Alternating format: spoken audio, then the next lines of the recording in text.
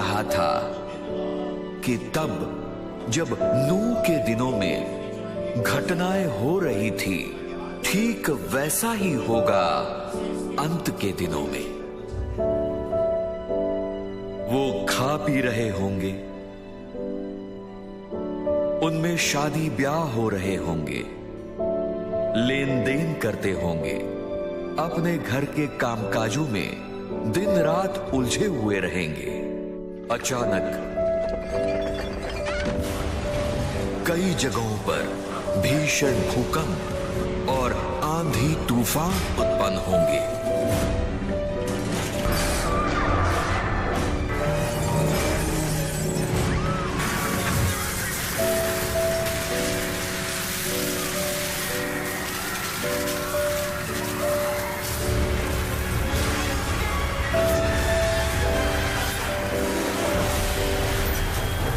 आकाश से आग और गंधक बरसेंगे, समुद्र की लहरें कोलाहल मचाएंगी।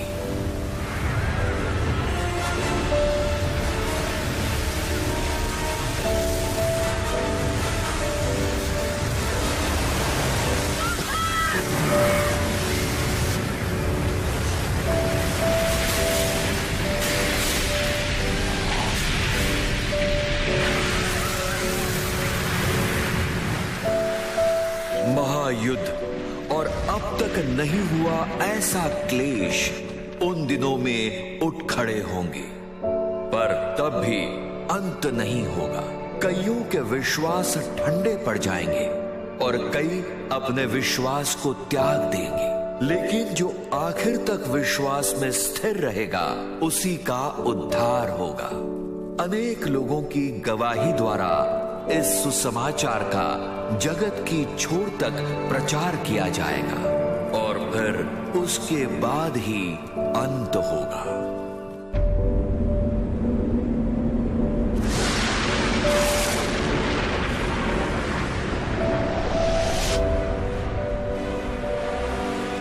बड़ी ध्वनि के साथ और सामर्थ्य के साथ, एक महान प्रभाव के साथ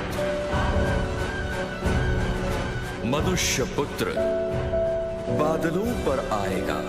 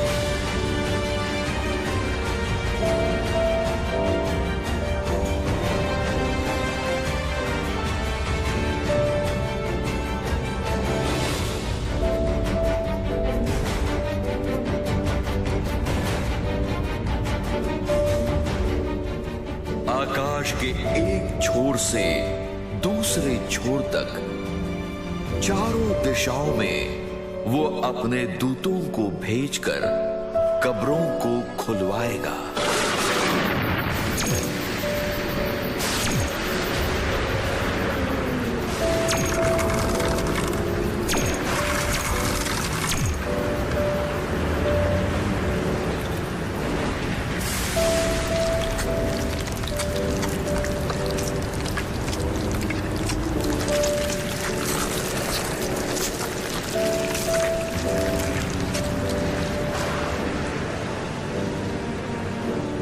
बड़ी गूंज के साथ अलग हुई हड्डियां जुड़ जाएंगी, शरीर प्रकट होकर मरे हुए लोग जीवित हो जाएंगे।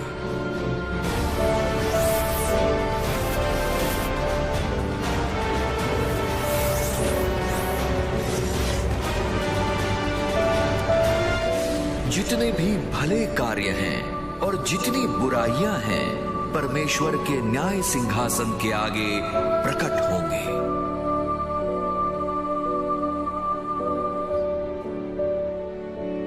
पुस्तकें खोली जाएंगी।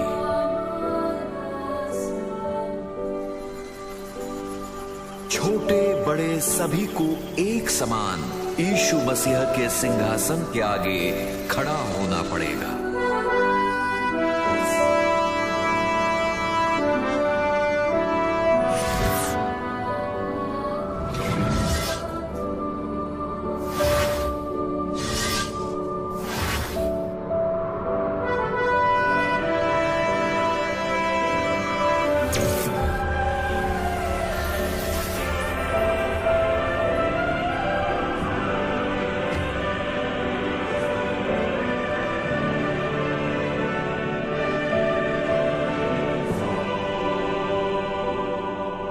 अपने अपने किए के अनुसार सभी का न्याय किया जाएगा।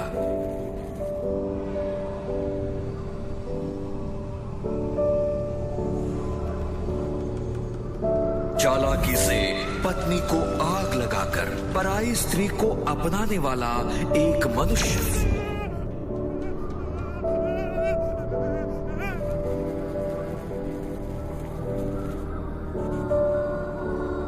गरीबों की आवाज अनसुनी करके पैसे लूटकर अय्याशी में जीने वाला एक व्यक्ति,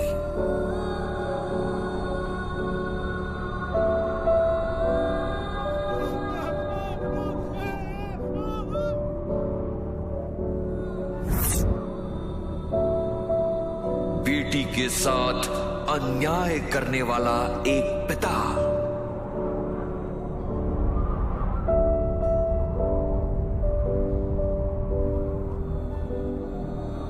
एक व्यभिचारी स्त्री,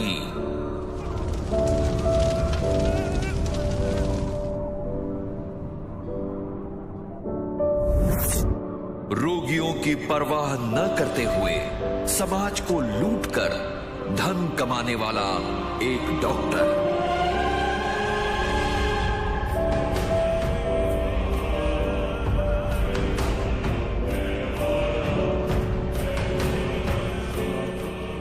मनुष्य द्वारा बनाई मूर्तियों की उपासना करने के लिए लोगों को विवश करने वाला एक मनुष्य,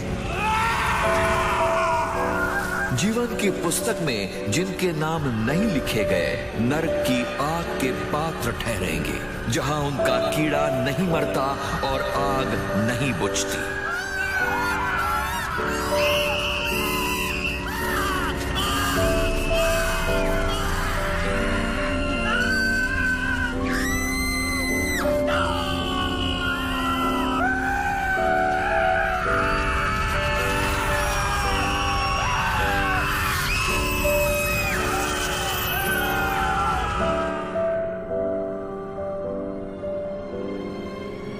जीवन की पुस्तक भी खोली जाएगी।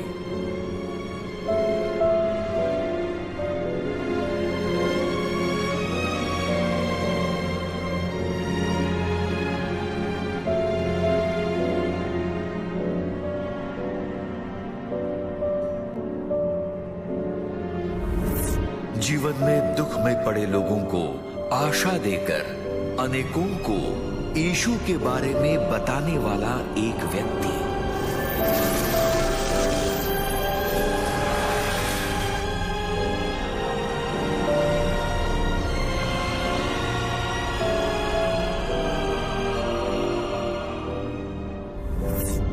अपनी छोटी कमाई से भी सुसमाचार प्रचार के लिए सहायता देकर परमेश्वर के वचन के अनुसार जीवन बिताने वाली एक स्त्री,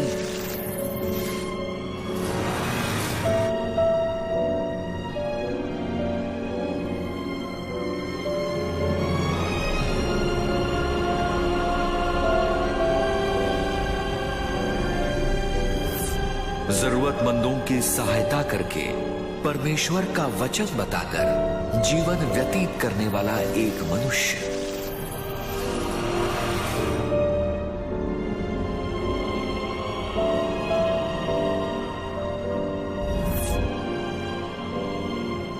परमेश्वर का वचन सुनकर मन फिराकर मसीह को उद्धारकर्ता और प्रभु के रूप में स्वीकारने वाली एक स्त्री।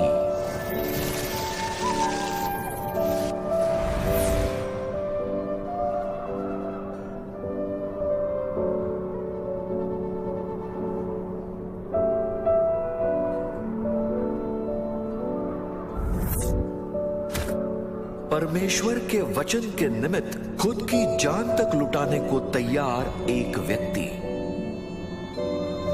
शरीर में रहते समय वचन का पालन करके जीवन बिताने वाले लोगों के शरीर को तेजस्वी स्वर्गीय शरीर में रूपांतरित करके अनंत कालिक रहने के स्थान पर ले जाया जाएगा।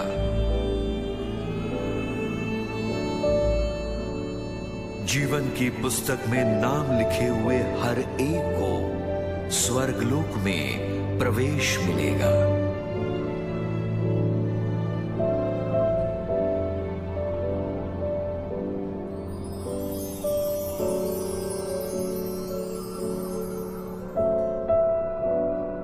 पुरानी बातें बीत जाएंगी,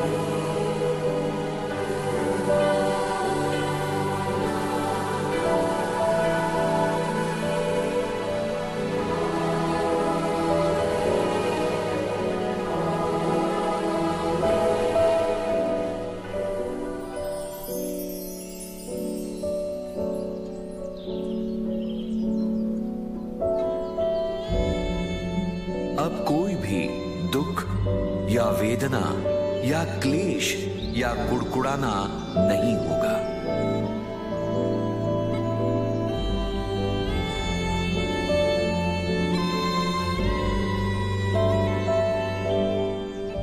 वहां न शत्रुता होगी, ना झगड़े और ना ही द्वेष, बस शांति, समाधान और आनंद ही होगा।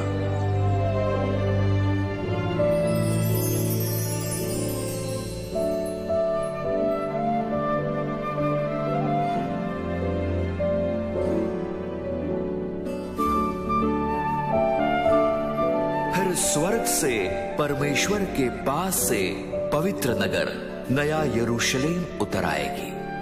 उसकी शहरपनाह की जुड़ाई यशब की होगी और नगर ऐसे चोखे सोने का जो स्वच्छ कांच के समान हो।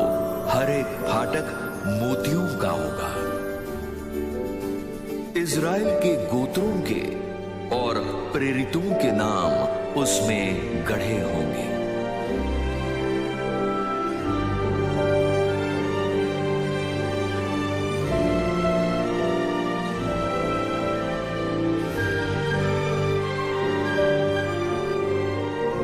केवल जिनके नाम मेमने के जीवन ग्रंथ में अंकित हैं, वही इसमें प्रवेश कर पाएंगे। उस नगर में सूर्य और चांद के उजाले का प्रयोजन नहीं होगा, क्योंकि परमेश्वर के तेज से उसमें उजाला होगा। उसके फाटक कभी बंद न होंगे और रात वहां न होगी। सिंहासन से निकलती हुई जीवन के जल की एक नदी होगी वहां पर।